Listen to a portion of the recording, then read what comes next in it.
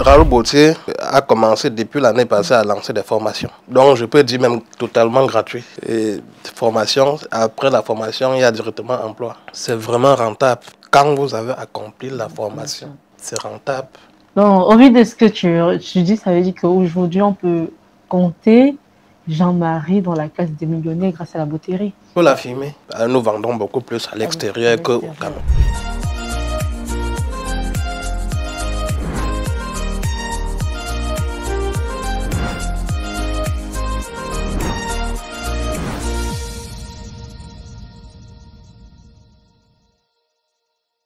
Des chaussures faites 100% à la main, c'est dans ce domaine que notre invité du jour excelle. Jean-Marie Tekeu est l'invité du jour dans le coin de l'entrepreneur. Bonjour Jean-Marie et bienvenue dans la maison des entrepreneurs. Bonjour Élise, merci de m'inviter pour parler de mon domaine qui ne cesse de voir le jour au Cameroun, malgré encore beaucoup de travail. C'est un plaisir pour nous. Alors pour tous ceux qui nous regardent justement, qui est Jean-Marie? C'est un jeune dont la vie n'a toujours pas été facile. Donc, malgré toutes les souffrances de la vie, ayant déjà perdu ses deux parents, c'est en 2002 que je décide de faire quelque chose de ma vie. Là, je fais la connaissance d'un grand frère au quartier qui faisait la cordonnerie, qui me demande de venir dans son atelier perdre du temps. Juste. Avec le temps, c'était pas toujours entré dans ma tête. Et puis, quelques mois après, j'ai déserté. Puisque j'avais des amis au quartier, il fallait se balader, jouer au football comme tout jeune de cet âge. Quelques années après, 2007, j'ai décidé de rentrer, puisque je n'avais pas toujours le choix de faire autre chose que ça. J'ai décidé de rentrer dans ça maintenant avec une autre dimension de rage, comme on dit souvent. Là, en ce moment, je commence à apprendre, juste peut-être pour ça, je n'avais pas encore trop d'ambition. À un moment donné, je tombe sur un magazine de Hugo Jacomet qui parlait de l'art sartorial. À l'intérieur, quand je feuillette, je tombe sur John Lop, Pierre Cortet, les grands maîtres boutiers. C'est en ce moment que je commence à les suivre. Et c'est ça qui t'a justement influencé. Oui. Donc, Jean-Marie, justement, c'est ce jeune-là qui a perdu ses parents très tôt, qui a été confronté à la vie réelle très tôt. Et qui parlait d'un grand frère, d'un ami, qui lui a proposé de venir apprendre la bouteillerie. Mais au départ, il n'a pas voulu. Il a hésité, il a même abandonné. Avant de revenir, il s'est dit, voilà, pourquoi pas essayer. Après d'avoir essayé, il y a des grandes personnes, des grandes personnalités qui t'ont influencé comme un destin. Tu es tombé justement sur des articles et tu as été influencé. Mais quelle est donc justement la plus-value de l'artisanat dans l'économie d'un pays? Bon, je dirais jusqu'à présent, nous sommes encore en train d'éduquer notre clientèle. Notre base déjà, c'est le Made in Cameroun. C'est de promouvoir le Made in Cameroun. Et nous sommes encore au niveau d'éduquer la clientèle et faire comprendre à notre clientèle que dire Made in Cameroun ne veut pas dire on va vendre et ne rien gagner après. Puisque Made in Cameroun, jusqu'à présent, je peux vous rassurer, ce n'est que la main d'œuvre qui est Made in Cameroun. La matière première, ça ne vient pas du Cameroun. Ça vient d'ailleurs jusqu'au vernis de finition. Et les différents cuirs que vous pouvez apprécier là. Ça vient d'ailleurs. Ce n'est que la main d'œuvre et le prix qui sont restés Made in Cameroun. Parle-nous justement de Raoul Bautier. Raoul Bautier, c'est une entreprise, une jeune entreprise. Mon rêve est de faire à la fois à l'aspect artisanal et en même temps l'aspect industriel. Au moins, l'aspect industriel, ça sera une bonne chose pour ceux qui se plaignent tout le temps qu'on vend le Made in Cameroun et on ne tient pas compte du pouvoir d'achat. Là, je peux quand même vous rassurer que moi, je fais encore des efforts aujourd'hui de vendre, que chaque Camerounais vienne. Ce n'est pas facile aussi d'acheter une paire de chaussures. Déjà à 65 000, bon, je comprends que ce n'est pas au niveau de tout le monde, mais Déjà, pour ceux qui sont habitués aux chaussures faites main, savent à quel point c'est excessivement cher. Parce que finir une chaussure, ce n'est pas une histoire de... À la main, ce n'est pas une histoire de 2 jours, ce n'est pas 3 jours. Enfin, ça vous prend 4 jours pour faire une chaussure. Et déjà, quand vous faites 4 jours pour faire une chaussure, au moment de les vendre, il faut tenir compte de ça, sinon vous n'êtes pas en train de travailler de l'argent. Et quelle est la particularité qu'offre Raoul Bautier? Nous travaillons beaucoup plus sur... Raoul Bautier a commencé depuis l'année passée à lancer des formations. Donc je peux dire même totalement gratuit. Donc vous pouvez peut-être payer juste ce qui va me permettre d'acheter le matériel pour pouvoir vous former. Oui. Donc bon, la formation, c'est pas trop payant chez Raoul Bautier. Et formation, après la formation, il y a directement emploi. Ah non, donc vous formez, Raoul Bautier se charge de former les personnes qui achètent uniquement le produit, la matière, oui. Et après la formation, recrutement. Oui.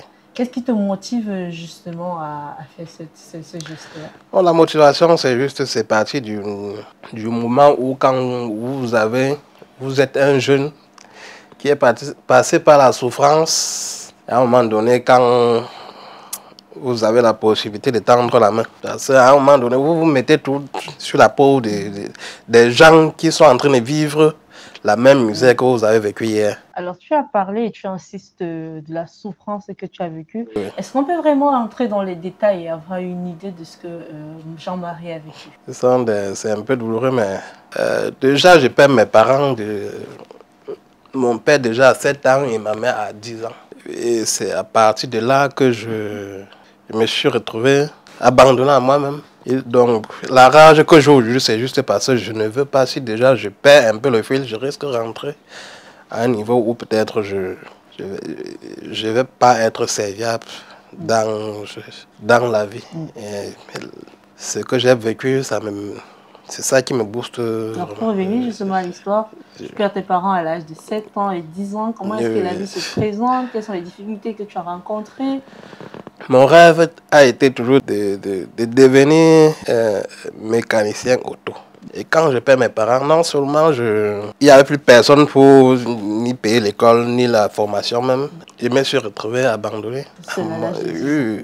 C'est donc à l'âge de 14 ans que je décide d'aller me chercher. Lorsque la maman décide à 10 ans, il n'y a plus personne pour payer l'école, il n'y a plus personne pour prendre soin de toi.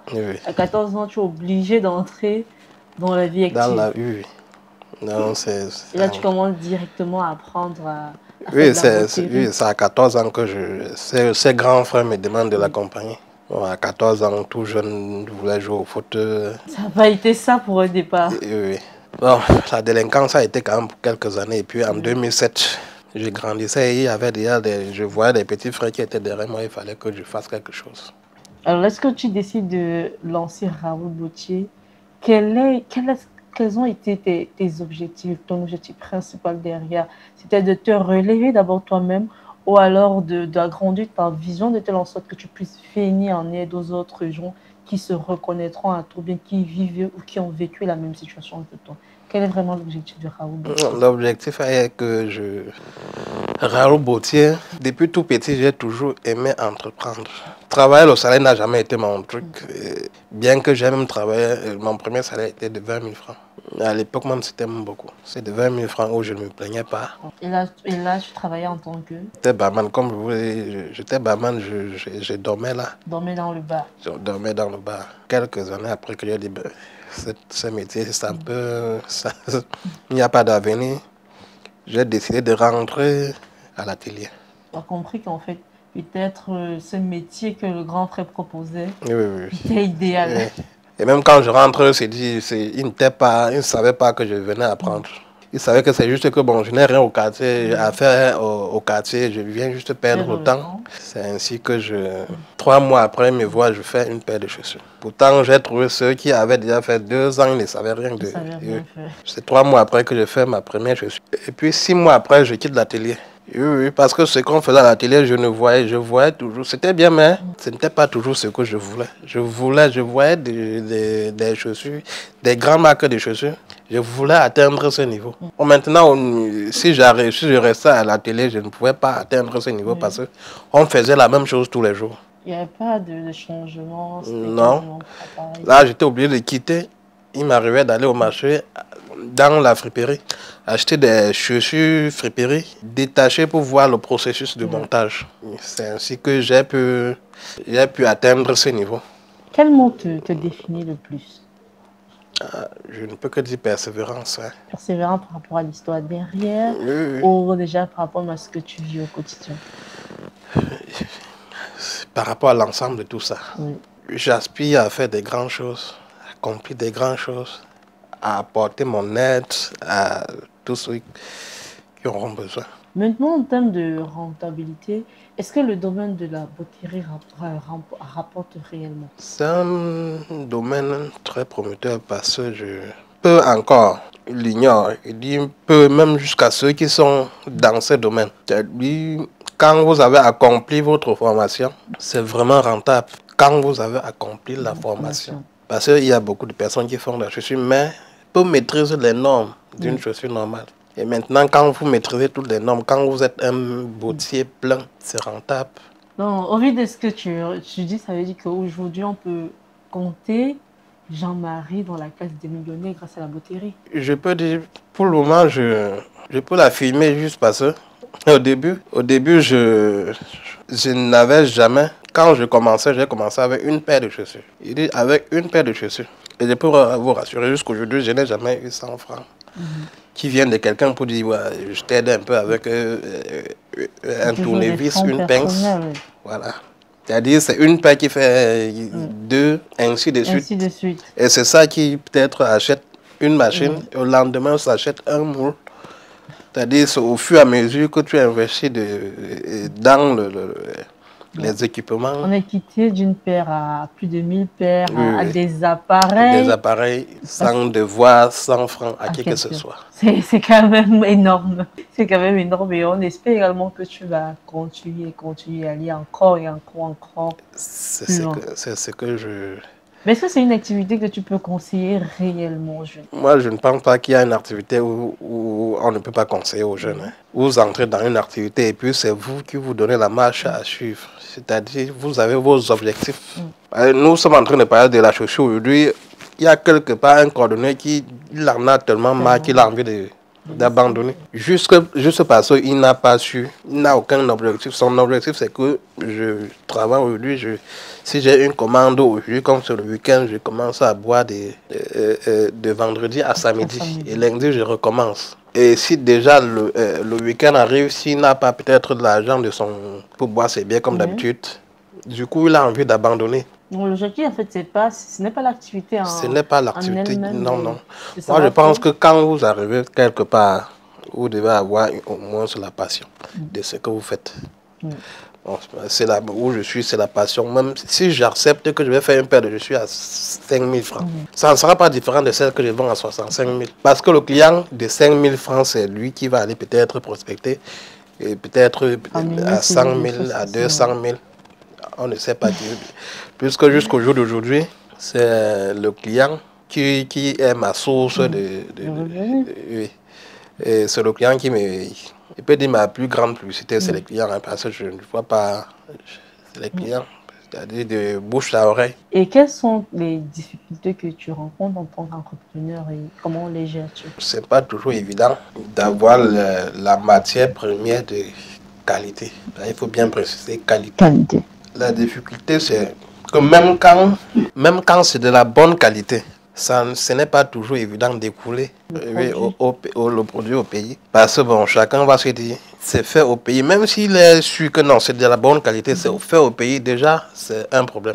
J'ai eu affaire à quelqu'un qui a payé une chaussure chez moi et puis j'ai vu sur son statut. Il a publié en mentionnant une autre marque, une autre grande marque, pour faire savoir aux gens qu'il porte des chaussures de grande marque. Oh, il est venu me supplier, j'ai seulement comme ça, puis j'ai accepté. Donc il y a des gens qui ne veulent même pas affirmer que non, ils portent du made in Cameroun. Oh, ils reconnaissent la qualité du pour eux, c'est encore une honte. Donc c'est juste la difficulté que nous avons aujourd'hui. C'est-à-dire, même s'il faut que les Camerounais portent, ça ne doit pas être à un prix, même s'ils sont convaincus que non, c'est un peu comme ça.